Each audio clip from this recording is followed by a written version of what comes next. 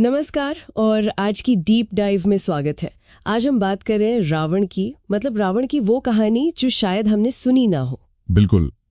आमतौर पर तो सब उन्हें रामायण का विलन ही मानते हैं। हाँ, वही खलनायक।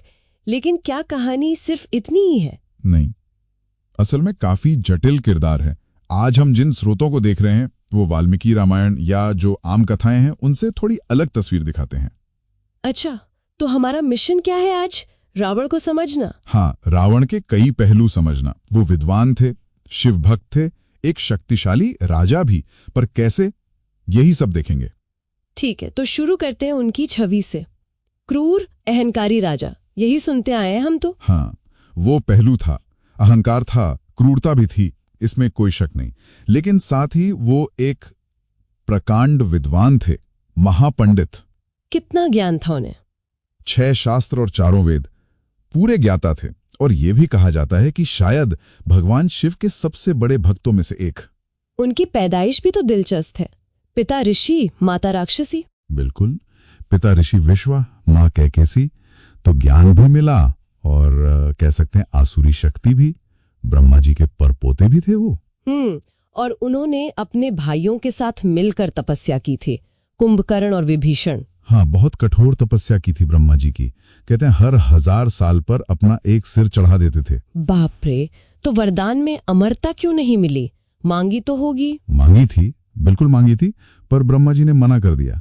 सृष्टि का संतुलन भी तो देखना था। तो क्या मिला फिर? वरदान मिला कि देवता, राक्षस, किन्नर, नाग, कोई उन्हें मार नहीं सकेगा। पर देखिए, अहंकार में मनुष्य और वानरों से सुरक्षा मांगी नहीं, उन्हें तुच्छ समझा। और वही चूक हो गई। वही चूक, हाँ।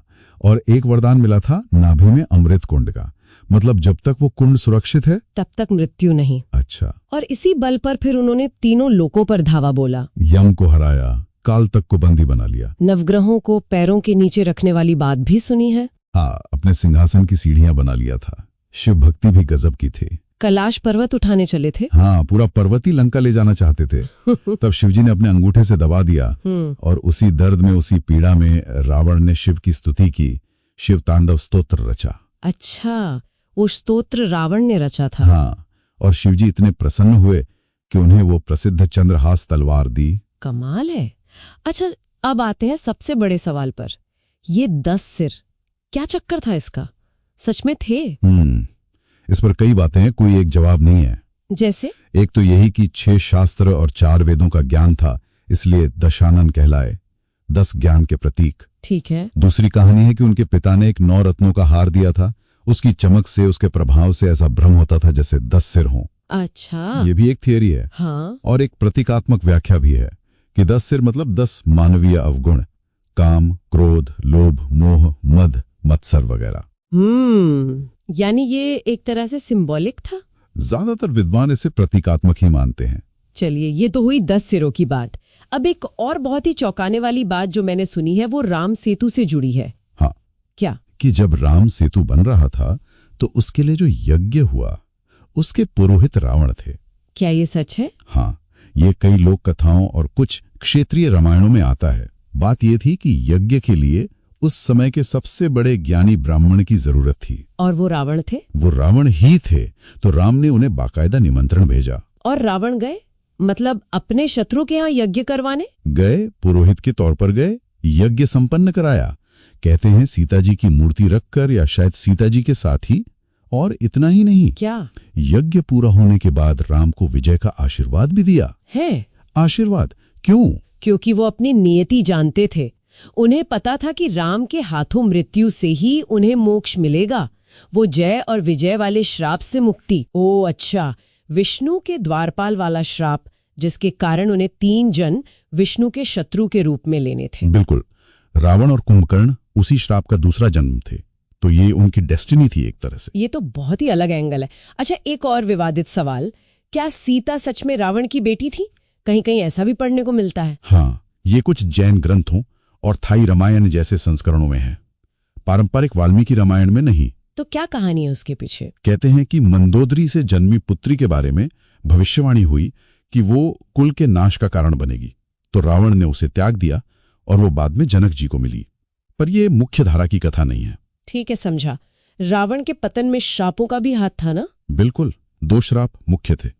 एक तो रंभा अप्सरा वाला। हाँ, कि अगर किसी स्त्री को उसकी इच्छा के विरुद्ध छुआ तो सिर फट जाएगा या भस्म हो जाएगा।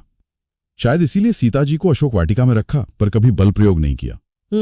और दूसरा श्राप राजा अनरण्य का था, इक्ष्वाकु वंश में राजा जिन्हें रावण ने हराया था।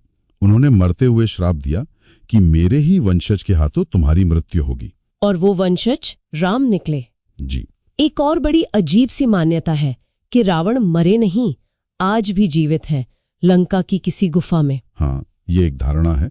कुछ लोग मानते हैं कि उनका पार्थिव शरीर श्रीलंका की किसी गुफा में सुरक्षित रखा है, जड़ी बूटियों और नागों द्वारा रक्षित। और वो वापस आएंगे। मान्यता है कि कलयुग के अंत में वेदों और शास्त्रों का ज्ञान देने के लिए लौटेंगे, पर ये सब मान्यताओं की बातें हैं। दूसरी मान्यता क्या है? ज्यादा स्वीकृत मत यही है कि विभीषण ने राम के कहने पर उनका विधिवत अंतिम संस्कार कर दिया था। इन सब कहानियों से इतर वो एक शासक और विद्वान तो थे ही। रावण संहिता का जिक्र आता है। बिल्कुल, ज्योतिष और आयुर्वेद का ग्रंथ माना जाता है। भविष्य के रोगों तक का ज्ञान उसमें था, ऐसा कहते हैं। लंका को उन्होंने बहुत समृद्ध बनाया था। कुछ लोग तो ये भी कहते हैं कि सीता हरण का असली मकसद शायद राम को लंका बुलाना था, ताकि युद्ध हो और उनकी प्रजा को भी मुक्ति मिले। ये भी एक व्याख्या है कि वो जानते थे विष्णु अवतार आ चुके हैं और उनके हाथों मृत्यु से ही सबका कल्याण होगा। खैर, ये सब इंटरप्रिटेशन है। लेकिन एक बात जो तय है वो है उनकी आखिरी सीख जो उन्होंने लक्ष्मण को दी। हाँ, मरते समय भी ज्ञान दिया। राम ने लक्ष्मण को भेजा था कि जाओ महापंडित से राजनीति का ज्ञान लो। क्या थी वो 3 सीखें? बहुत मशहूर है। पहली, शुभस्य शीघ्रम, यानी अच्छे काम में कभी देरी मत करो और अशुभ काम को जितना टाल सको टालो। दूसरी, अपने शत्रु को कभी कमजोर या छोटा मत समझो, मैंने ये गलती की। सही बात। और तीसरी, अपने जीवन के गहरे राज, अपनी कमजोरी कभी किसी को मत बताओ। विभीषण को बता दिया था मृत्यु का राज। ये 3 बातें तो आज भी उतनी ही प्रासंगिक है। बिल्कुल, कालातीत हैं। तो कुल मिलाकर रावण सिर्फ एक खलनायक या सिर्फ एक राक्षस नहीं थे। वो ज्ञान, शक्ति, भक्ति, अहंकार, शायद थोड़ी विवशता, इन सब का एक बहुत ही जटिल मिश्रण थे। सही कहा, विरोधाभासों से भरे हुए। असाधारण तो थे ही, इसमें कोई दुराई नहीं। आज भी भारत और श्रीलंका में कुछ जगहों पर उनकी पूजा होती है। हाँ, ये दिखाता है कि पौराणिक पात्र कितने बहुआयामी होते हैं। उन्हें सिर्फ अच्छा या बुरा कहना शायद सही नहीं। बिल्कुल, उनकी कहानी हमें बहुत कुछ सोचने पर मजबूर करती है, मानव स्वभाव की जटिलताओं पर। और शायद रावण की सबसे स्थायी विरासत, विडंबना ही सही, लक्ष्मण को दी गई वो 3 शिक्षाएं हैं जो शायद किसी के भी जीवन का मार्गदर्शन कर सकती हैं। हाँ, ये सच है।